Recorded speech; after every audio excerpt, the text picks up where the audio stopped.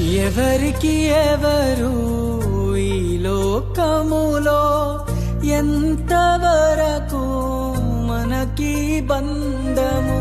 ఎవరికి ఎవరు ఈ లోకములో ఎంతవరకు మనకి బంధము? ఎవరికి ఎవరు సొంతము? ఎవరికి ఎవరు శాశ్వతము? ఎవరికి ఎవరు సొంతము? ఎవరికి ఎవరు శాశ్వతము? మన జీవితం ఒక యాత్ర, మన గమ్యమే ఆ యేసు. మన జీవితం ఒక పరీక్ష, కని గెలవడమే మన తపన. మన జీవితం ఒక యాత్ర, మన గమ్యమే ఆ యేసు. మన జీవితం ఒక పరీక్ష, కని గెలవడమే